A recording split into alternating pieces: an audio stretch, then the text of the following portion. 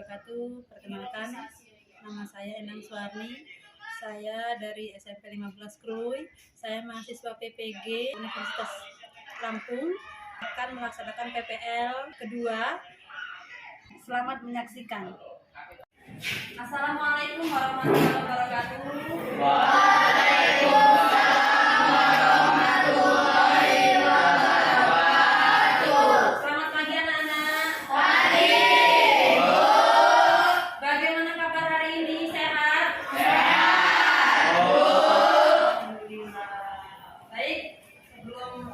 Mulai pelajaran hari ini, biar belajar kita berjalan dengan lancar, dengan semangat. Alangkah baiknya kalau kita berdoa terlebih dahulu, nah ya. Yuk silakan, Fadli di jalannya. Di tempat duduk siap. Berdoa mulai.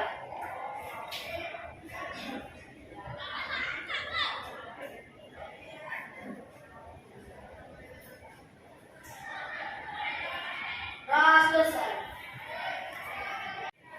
Baik anak-anak, untuk selanjutnya Ibu mau mengakseskan kehadiran kalian ya. Adakah di antara kawan kalian yang tidak ada hari ini?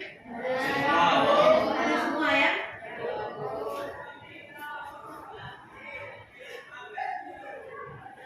Untuk menumbuhkan rasa nasionalisme kita pada bangsa Indonesia, marilah kita menyanyikan lagu Indonesia Raya ya. Ayo silakan. Nah, dipimpin.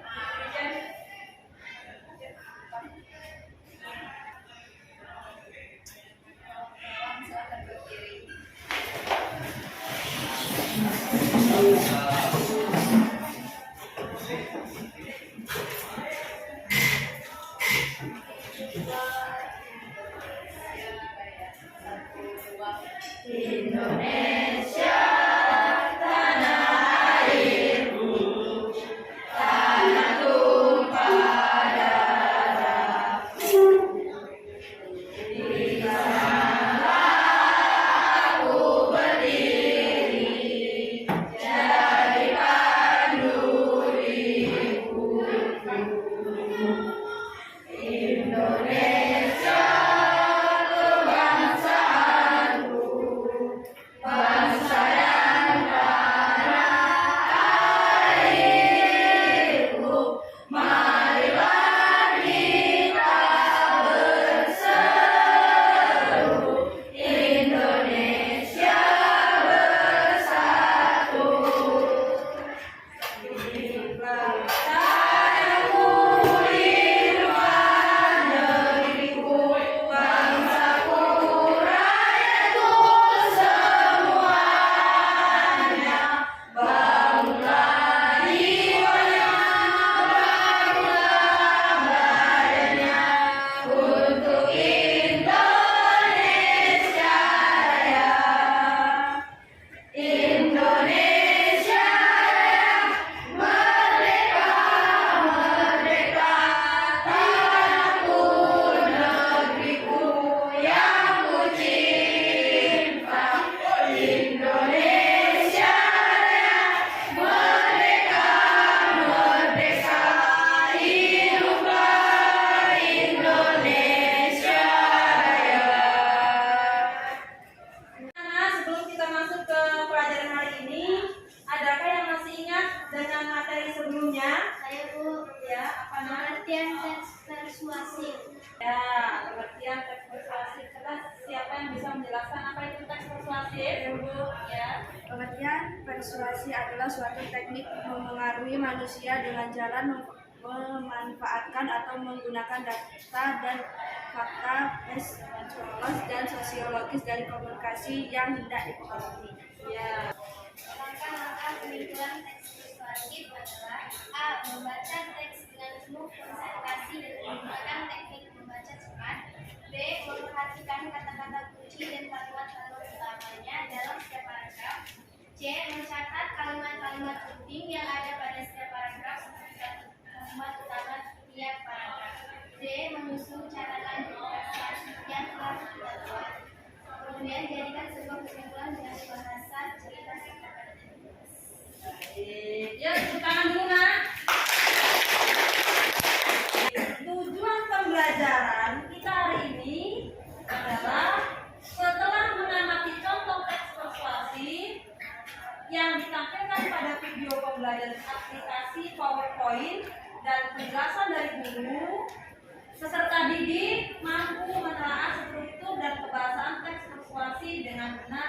menjawab. Nah, sekarang Ibu tanya, adakah yang sudah tahu apa saja struktur dan kebahasaan yang terdapat dalam teks persuasif? Adakah yang bisa jawab? Adakah yang sudah tahu? Belum. Belum? Baik, kalau belum, Ibu akan menampilkan sebuah video. Nanti silakan kalian simak.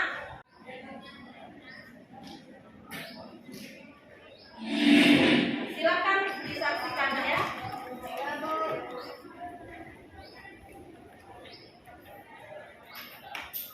Halo semua, kembali lagi di kelas Daring Bahasa Indonesia.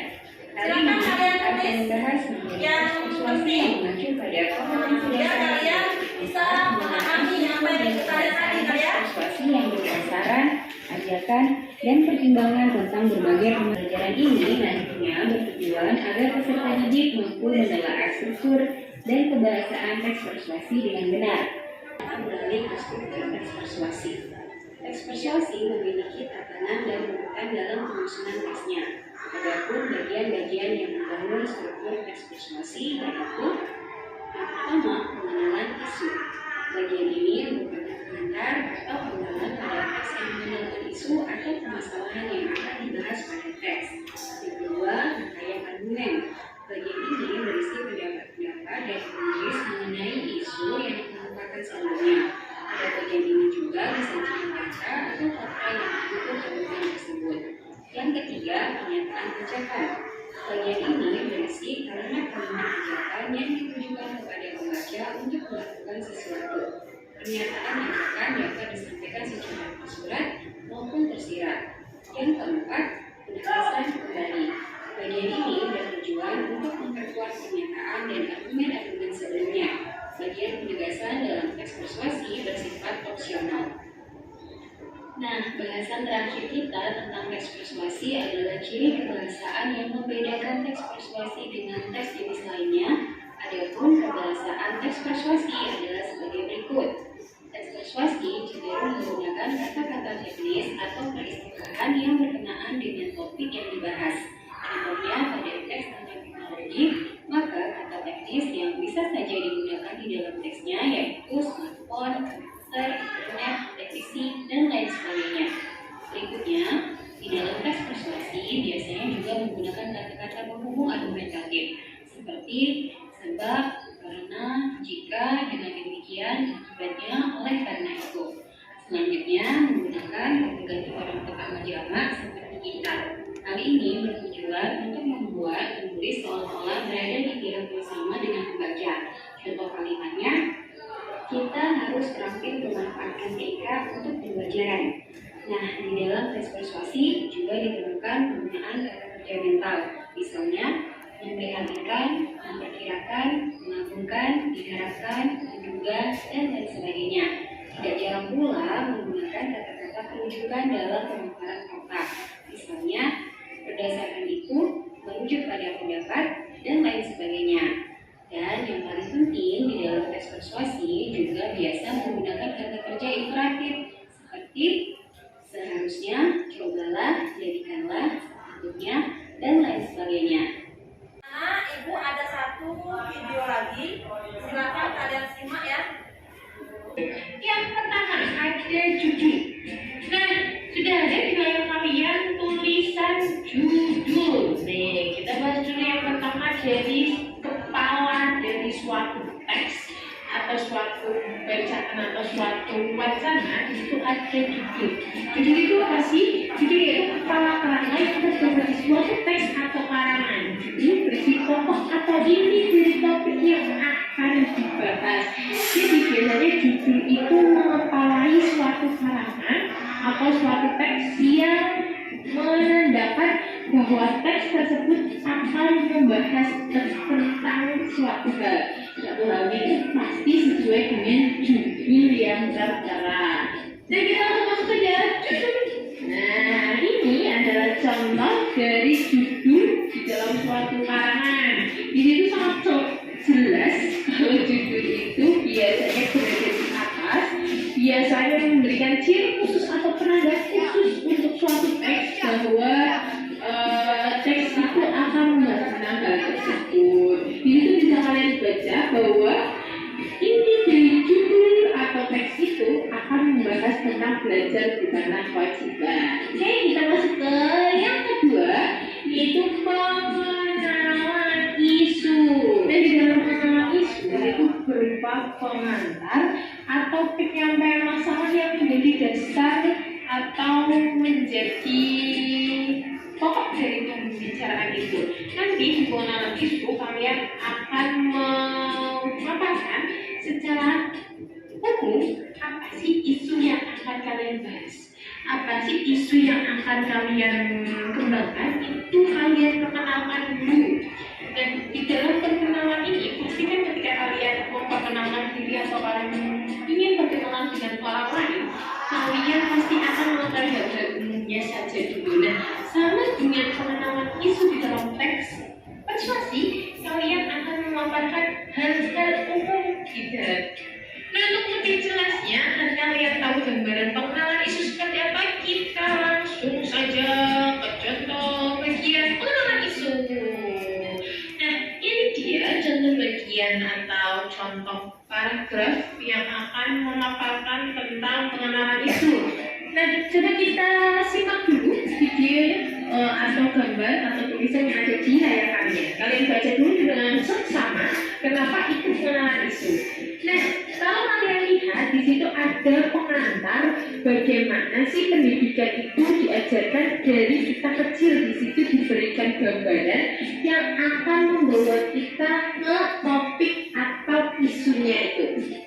Di bagian itu tidak langsung menjelaskan tentang belajar bukanlah kewajiban, tapi memberikan pengantar bahwa ada sesuatu hal dari kecil yang salah stigma tentang belajar adalah kewajiban. Belajar itu harus, belajar itu wajib, belajar itu sesuatu hal yang tertekan. Nah, itu pengantar untuk sampai ke dalam isu yang akan kita bahas.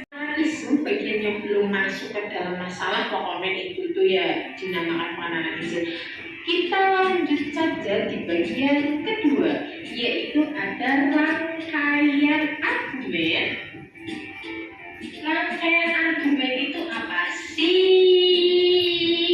Dan pasti sudah bisa kalian jawab di layar kalian berupa sejumlah pendapat penulis atau pembicara terkait dengan isu yang dikemukakan pada bagian sebelumnya. Pada bagian ini dikemukakan argumen yang dikuatkan dengan fakta. Jadi rangkaian argumen, misalkan seperti tadi di bagian pengenalan isu, di situ si penulis memaparkan bahwa belajar itu ya bukan kewajiban. Nah, kenapa si pemapar atau si penulis bisa mengatakan belajar itu bukan kewajiban? Itu akan diterangkan atau dijelaskan di bagian rangkaian argumen. Tapi argumen atau opini yang kalian tuliskan harus disertai fakta atau kenyataannya agar argumen kalian bersifat valid atau bisa dipercaya. Nah, kita akan berikan contohnya untuk bagian rangkaian argumen atau paragraf rangkaian argumen itu seperti ini. Ini adalah contoh teks atau contoh bagian dari rangkaian argumen. Kenapa bagian itu dinamakan atau dimasukkan ke dalam paragraf rangkaian argumen? Coba kalian lihat lagi, kalian simak dan kalian baca bagian rangkaian argumennya saja. Masih menjawab pernyataan dari si penulis bahwa belajar bukan kewajiban tapi kebutuhan. Nah, kalau kalian baca bagian rangkaian argumen tersebut, kalian tahu bahwa si penulis mengantarkan bahwa belajar itu ya bukan kewajiban. Lalu pendapat si penulis di situ dituliskan bahwa belajar itu ya kebutuhan, karena kita setiap angkatan, kita setiap tahun yang perlu pengetahuannya lebih luas, perlu pengetahuannya lebih mendalam. Masa kita disamakan dengan anak bayi meskipun umur kita sudah lebih tua, pengetahuan kita disamakan dengan bayi kan tidak. Kita butuh belajar untuk menyeimbangkan kehidupan kita. Kita butuh pengetahuan untuk kita tahu bahwa bahwa mana hal yang baik dan yang mana butuh. Nah, terus kenapa hal itu masuk ke dalam rangkaian argumen ya? Karena tadi menjelaskan pendapat atau menjawab dari pendapat sebelumnya tadi, mempertegas pendapatnya. Itu yang dinamakan dengan rangkaian argumen. Sekarang kita bahas struktur yang ketiga, yaitu pernyataan ajakan. Pola kita jelas banget ya. Ajakan. Intermezzo saja. Nah, pernyataan ajakan itu apa sih? Yaitu dorongan kepada pembaca atau pendengar untuk melakukan sesuatu. Pernyataan ini dituliskan secara tersirat atau tersurat. Terdapat argumen yang bersifat memperkuat ajakan. Nah, jadi pernyataan ajakan itu berarti bagian pas kalian ngajak. Ingat, tujuan teks persuasi itu untuk mengajak. Jadi harus ada bagian ketika kalian akan membuat suatu ajakan. Kita langsung saja ke contohnya. Nah, di situ ada bagian ajakan, pernyataan ajakan. Bisa kalian baca bagian ajakan-ajakannya itu. Oleh karena itu, belajar, kita perlu sadari bahwa belajar bukanlah kewajiban. Dengan begitu kita tidak akan terbebani karena dan kewajiban itu. Sebaliknya, mari jadikanlah belajar sebagai kebutuhan sesuai hakikatnya.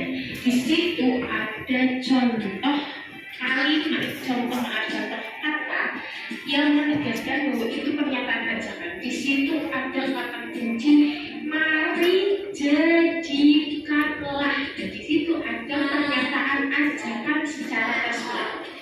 Secara tersurat itu berarti dituliskan secara langsung di dalam teks itu.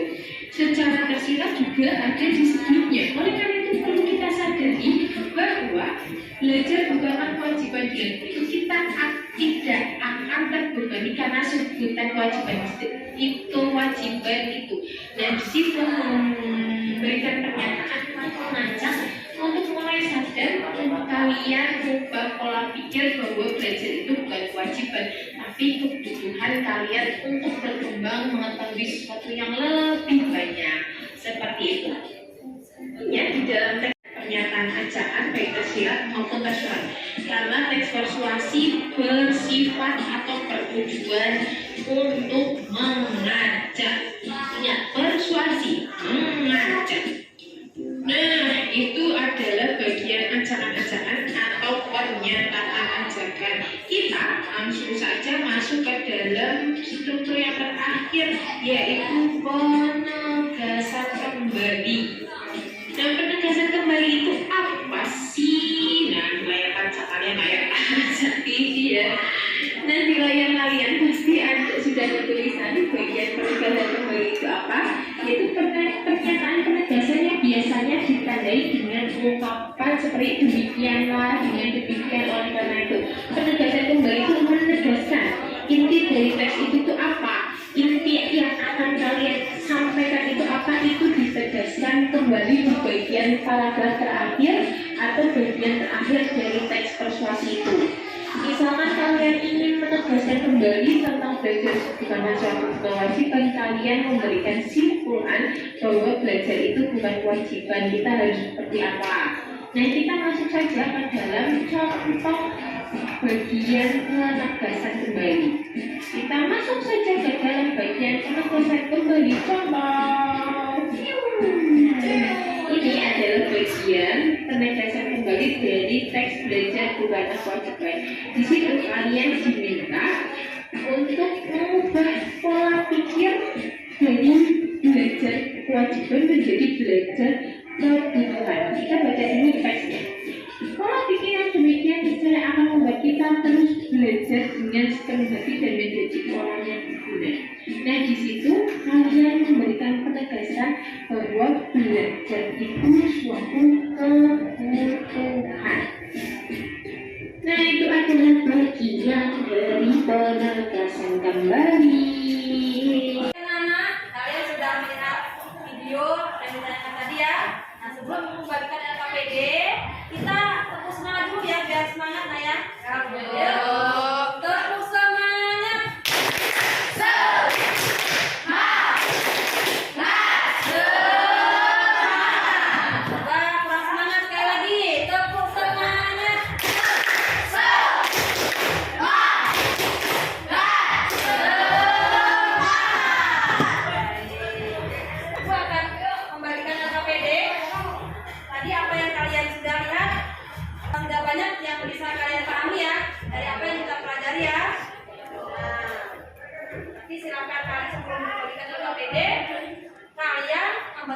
terlebih dahulu. Ya, silakan kalian berhitung dari sampai 4. 2. Ya. Satu lagi. 2. 4. Lanjut. 3. 4. 1. Ya. 3. 4. 1, 2, 3, 4. Ya, ya silakan kalian membentuk kelompok sesuai dengan hitungannya. Kalau 1 kelompok 1, kalau dia kelompok 2, 3 rumput ya 3, 4 kalau demikian. Ya,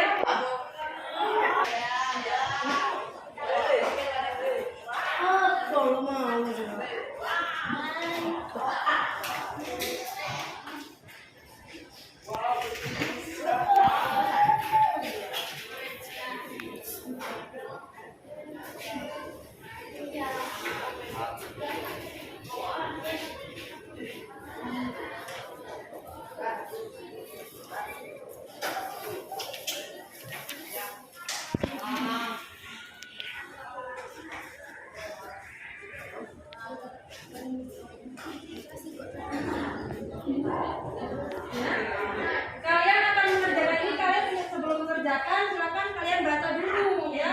Nah, anak-anak tadi kan sudah melihat video, sudah jelaskan strukturnya.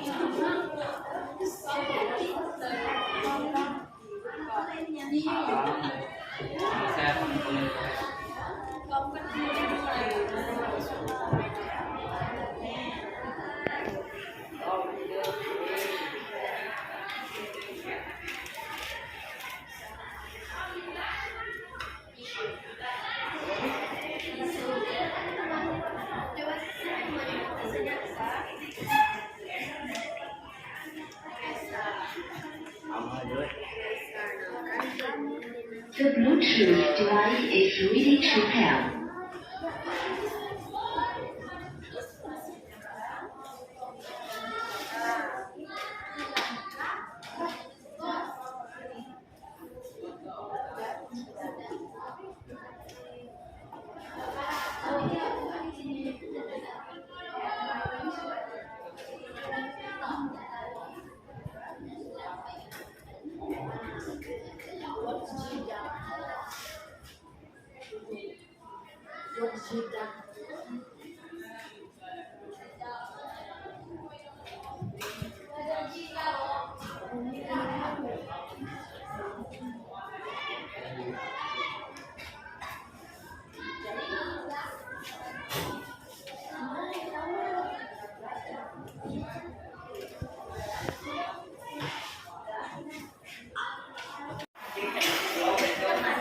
Sudah semua nak? Kalau sudah, silakan kumpulkan hasilnya. Ya, Dek, silakan.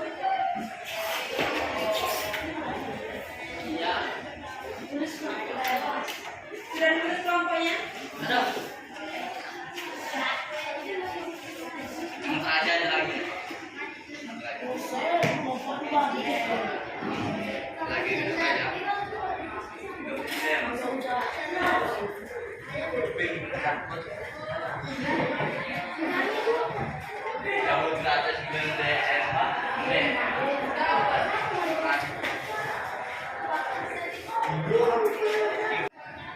Anak-anak, hasil yang sudah kalian kerjakan ini akan dibagikan kembali dan akan dikomentari oleh kelompok yang lain. Kelompok 1 ya akan dikomentari oleh kelompok 5. Ini kelompok berapa nih? Nah, kelompok 1 akan dikomentari oleh kelompok 2. Kelompok 3 jawabannya akan dikomentari oleh kelompok 4. Baik anak-anak, silakan kalian mempresentasikan, mengomentari hasil dari kelompok kawan-kawannya atau kelompok lain. Ya, silakan kelompok 3 untuk mempresentasikan hasil kerjanya. Assalamualaikum warahmatullahi wabarakatuh.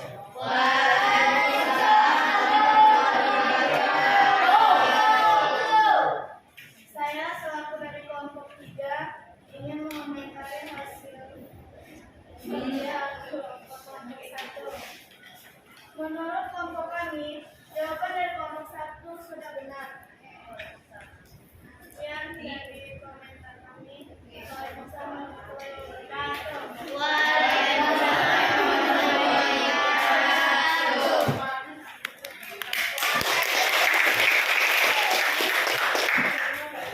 Selanjutnya kelompok 2, silakan mengomentari hasil dari kelompok.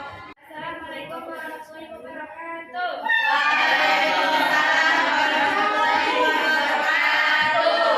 Saya dari kelompok 2 akan mengomentari hasil kerja kelompok dari kelompok 4.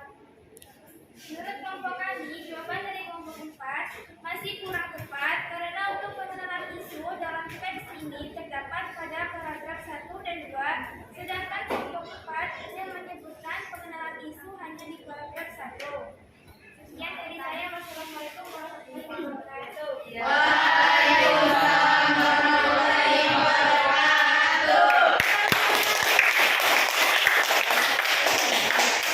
Baik, selanjutnya dari komentar dari kelompok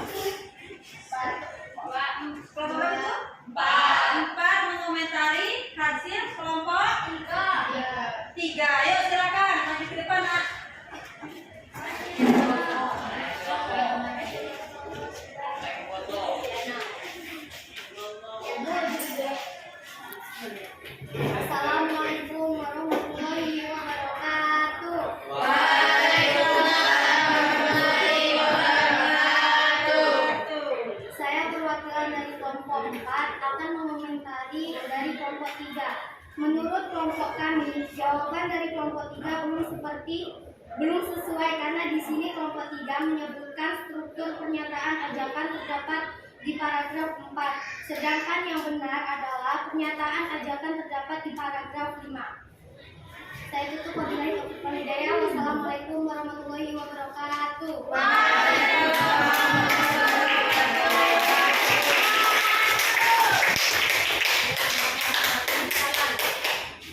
Terakhir, kelompok 1 mengomentari kelompok 2. Ayo silakan. Assalamualaikum warahmatullahi wabarakatuh. Saya dari kelompok 1 akan mengomentari hasil kerja kelompok 2. Menurut kelompok kami, jawaban dari kelompok 2 sudah benar. Sekian dari saya akhiri. Wabillahi taufiq wal hidayah. Wassalamualaikum warahmatullahi wabarakatuh. Waalaikumsalam warahmatullahi wabarakatuh. Anak-anak, dari hasil kerja kelompok kalian sampai hasil presentasi kalian, kemudian hasil komentar dan masukan dari kelompok-kelompok kawan-kawan kalian, semuanya bagus. Tepuk tangan dulu.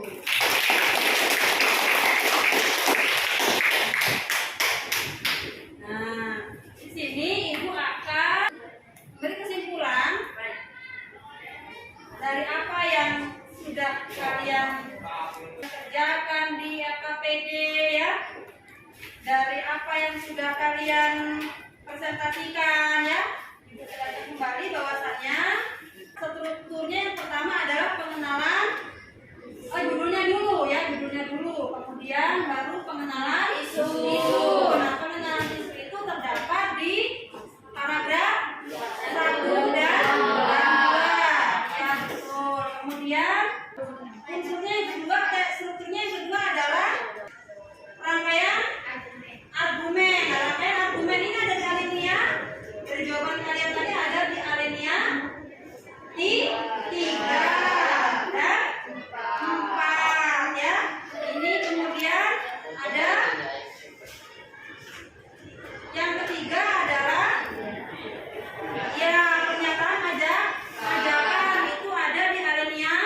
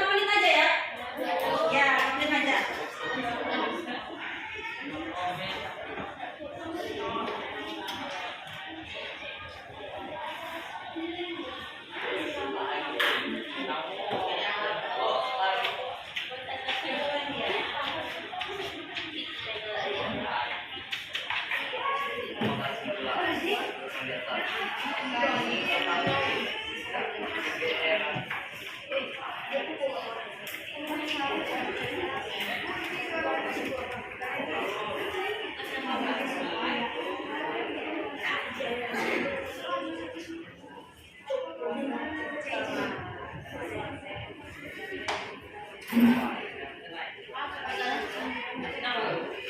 nama, jangan lupa dikasih nama ya.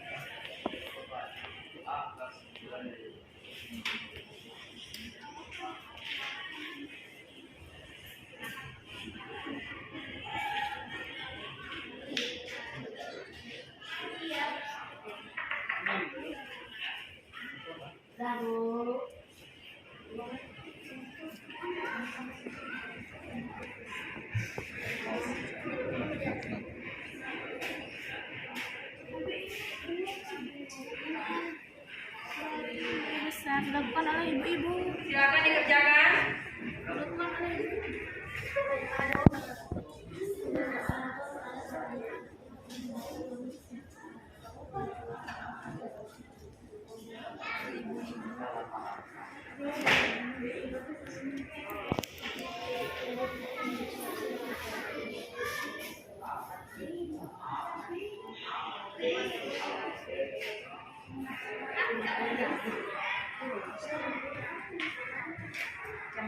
nama ya.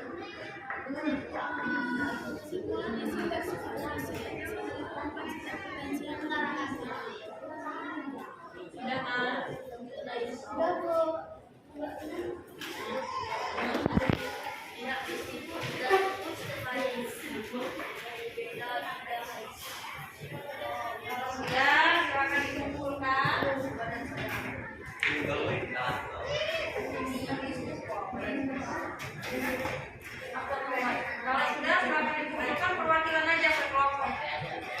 Baik anak-anak, sepertinya waktu belajar kita hari ini sudah selesai.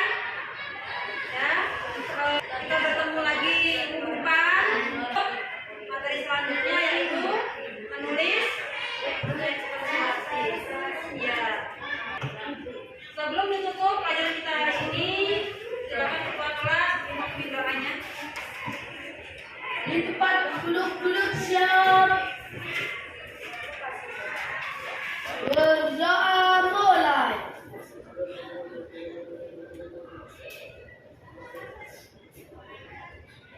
Doa selesai. Ibu Aini